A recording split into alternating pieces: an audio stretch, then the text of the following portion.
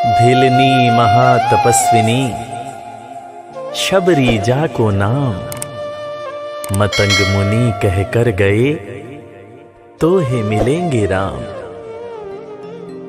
सोने की चिड़िया मां भारती और सत्य सनातन धर्म के सबसे आदर्श पुरुष मर्यादा पुरुषोत्तम भगवान राम, जो वर्षों की तपस्या के बाद ऋषि मुनियों को भी नहीं मिलते, मगर एक भीलनी शबरी के घर स्वयं चल के आके न सिर्फ दर्शन देते हैं बल्कि उस भीलनी के जूठे बेर भी खाते हैं। और बाबा तुलसी ने क्या खूब कहा है कि प्रबल प्रेम के पाले पड़कर प्रभु का नियम बदलते देखा, अपना मान भले टल जाए भक्त का मान न टलते देखा। भाव नहीं तो कुछ भी नहीं है, लाख करो गुणगान, भाव के भूखे हैं भगवान, भाव के भूखे हैं भगवान।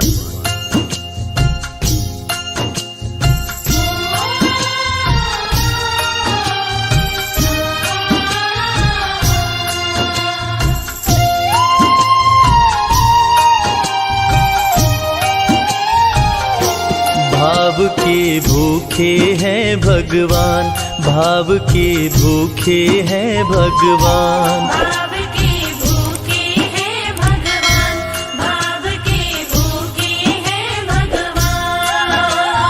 भाव नहीं तो कुछ भी नहीं है, भाव नहीं तो कुछ भी नहीं है, लाख करो गुणगान। भाव के भूखे हैं भगवान, भाव के भूखे हैं भगवान। भाव के भूखे हैं भगवान, भाव के भूखे हैं भगवान।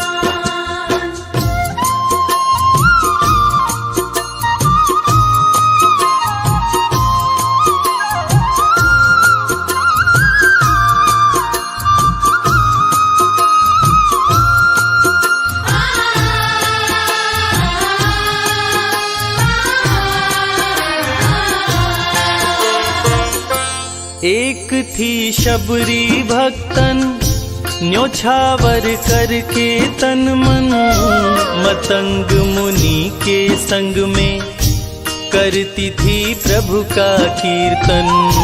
मतंग मुनि के संग में करती थी प्रभु का कीर्तन। बागों से चुन चुन लाती, प्रभु को फूल चढ़ाती, गंगा के पावन जल से रोज स्नान कराती। गंगा के पावन जल से रोज स्नान कराती। चरण धो के श्री राम का करती, चरण धो के श्री राम का करती, चरणामृत का पान। भाव के भूखे हैं भगवान, भाव के भूखे हैं भगवान। भाव के भूखे हैं भगवान, भाव के भूखे हैं भगवान।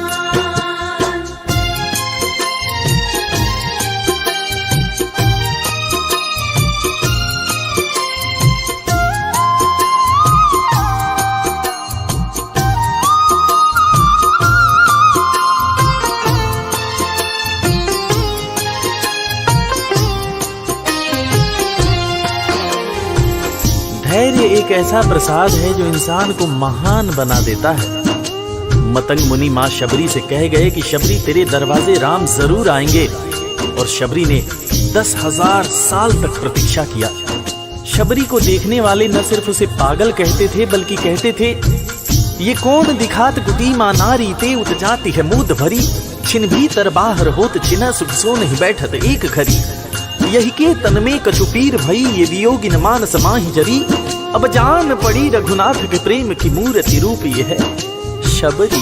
मतंग शबरी को बताए, बहु भांति समझाए, सबर कर कुछ दिन शबरी, मिलन के दिन अब आए।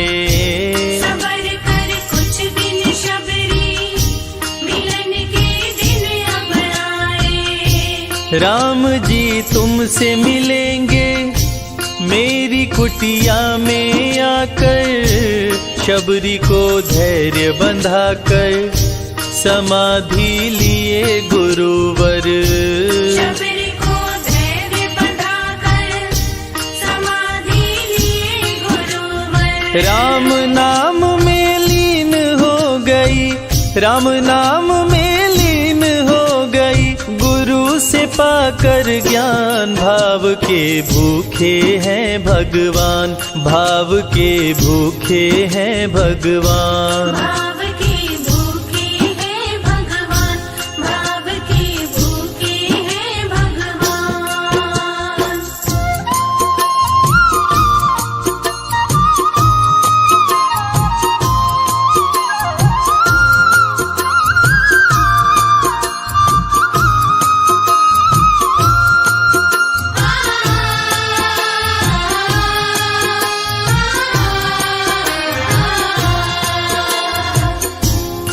मां शबरी के गुरु महामुनि मतंग जब अपने नश्वर शरीर का त्याग कर रहे थे, तब मां शबरी ने उनसे पूछा, हे गुरुवर, मुझे मेरे राम कहाँ मिलेंगे? इस पर महामुनि मतंग ने शबरी को जवाब दिया कि शबरी, अरे दुनिया राम को ढूंढती है, मगर तू तो ऐसी खुशनसीब है कि तेरे दरवाजे राम स्वयं चलकर आएंगे। मां शबरी को अपने गुरु की बातों पर अटूट विश्वास हो गया। मां शबरी हर रोज राहों पर फूल बिछाती थी, चुन चुन कर मीठे बेर चख चख कर इकट्ठा करती थी, ताकि मेरे प्रभु श्री राम जब आएंगे तो बड़े प्यार से इसका भोग लगाएंगे। राहों पर फूल भी बड़ी सावधानी से शबरी मां बिछाती थी। शबरी मां सोचती थी कि मेरे गुरुवर कह के गए हैं कि मेरे घर मेरे राम जरूर आएंगे। शबरी मां राहों पर दूर दूर तक फूल बिछाती कि प्रभु श्री राम के पैर में कहीं कोई कांटा न चुभ जाए। राह पे फूल बिछाती, वो मीठे बेर को लाती, मेरे प्रभु राम आएंगे, नैनों में सपने सजाती। मेरे प्रभु राम आएंगे, नैनों में सपने सजाती। राम से प्रीत लगा के वो निश दिन राम पुकारे, उमरिया बीती जाए रे कि अखियां पंथ निहारे। उमरिया बीती जाए रे कि अखियां पंथ निहारे। जर्जर हो गई काया फिर भी, जर्जर हो गई काया फिर भी, बसे राम में प्राण। भाव के भूखे हैं भगवान, भाव के भूखे हैं भगवान। भाव के भूखे हैं भगवान, भाव के भूखे हैं भगवान।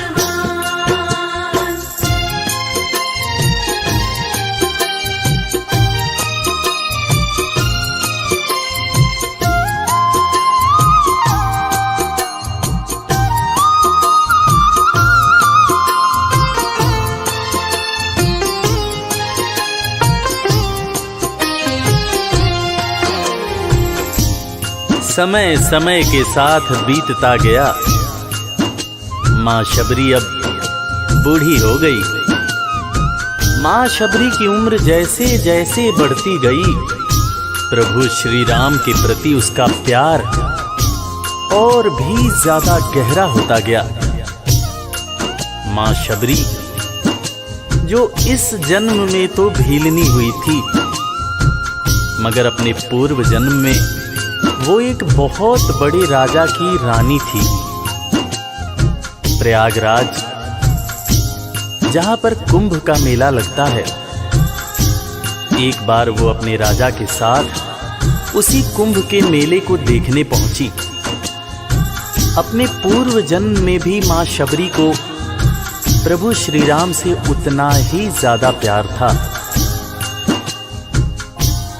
उस वक्त रानी ने अपने पति से ये इच्छा जताई कि मैं बाहर जाकर संत महात्माओं के साथ भजन कीर्तन करूंगी, जिस पर उसके राजापति ने ये कहकर मना कर दिया कि एक महारानी को इस तरह के छोटे लोगों के साथ बैठना शोभा नहीं देता।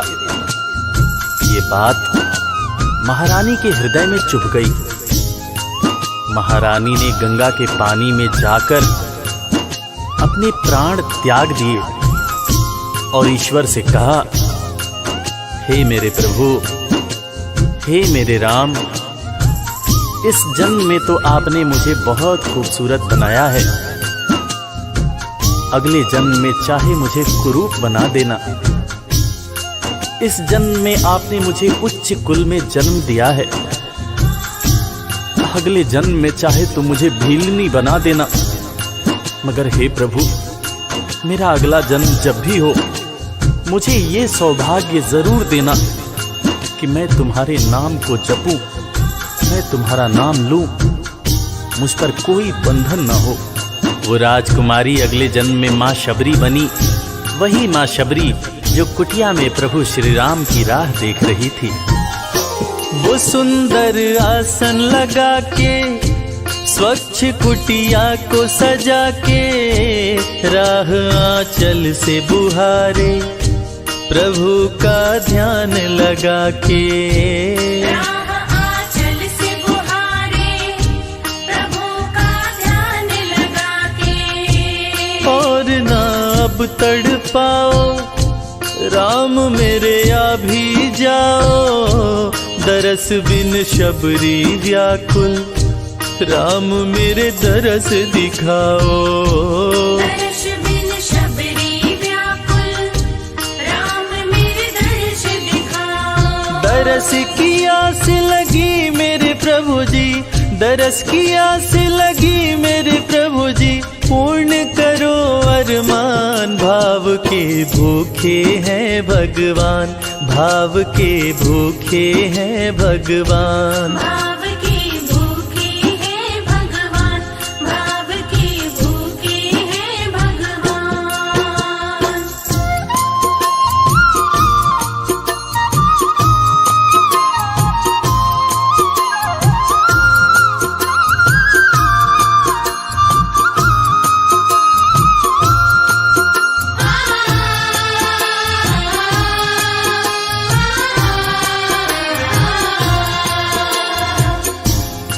अजगर करे न चाकरी, पंछी करे न काम, दास मलूका कह गए सबके दाता राम। और हम सबके परम पूज्य बाबा तुलसीदास ने रामचरितमानस में भी कहा है, राम से बड़ा राम का नाम। और यही काम माता शबरी दिन रात कर रही थी। बस वो एक ही बात बार बार बोले जा रही थी कि मेरे राम आएंगे, मेरे राम आएंगे। वो हर वक्त हे राम बोलती रहती थी। प्रभु श्री राम जब अपने भाई लखन के साथ माता सीता की खोज में वन में दर दर भटक रहे थे, उनके कानों में ये आवाज गूंजी। उन्होंने अपने भाई लखन से कहा, प्रिय अनुज, ध्यान से सुनो। मेरी एक माता है जो वर्षों से मेरी प्रतीक्षा कर रही है। मैं भी अपने माता को देखने के लिए बहुत व्याकुल हो रहा हूं। चलो अनुज, माता शबरी की कुटिया में चलते हैं। प्रभु श्री राम माता शबरी की कुटिया में आते हैं। माता शबरी की नजर जब प्रभु श्री राम के ऊपर पड़ती है तो माता की आंखों से खुशियों के आंसू धारा प्रवाह बहने लगते हैं। माता शबरी रो रो के कहने लगती है, मेरे राम आप आ गए, मेरे राम आप आ गए। आंसू भरी आंखों से मां शबरी प्रभु श्री राम और वीर लखन को देखे जा रही थी। दोनों हाथों को जोड़कर दौड़े दौड़े माँ शबरी ने प्रभु श्री राम के पैर पकड़ लिए और कहने लगी, मेरे राम, मैं तो 2 जन्मों से आपकी प्रतीक्षा कर रही थी। लोग मुझे पागल बुला रहे थे। मेरे गुरुदेव ने मुझसे कहा था कि शबरी, राम लक्ष्मण के साथ एक दिन तेरी कुटिया में जरूर आएंगे, जरूर आएंगे। राम संग लखन को आते, देखी प्रभु को मुस्काते, प्रभु के पास में आई, कुटिया से दौड़ लगाते। प्रभु के पास में आई, कुटिया से दौड़ लगाते। राम से मिलन हुआ जब, तो शबरी सुध बुध खो गई, प्रभु के पाँव पकड़ के भाव में विह्वल हो गई। प्रभु के पाँव पकड़ के भाव में विह्वल हो गई। खुशी के आंसुओं से पग धोए, खुशी के आंसुओं से पग धोए, भक्त न शबरी समान, भाव के भूखे हैं भगवान, भाव के भूखे हैं भगवान। भाव के भूखे हैं भगवान, भाव के भूखे हैं भगवान।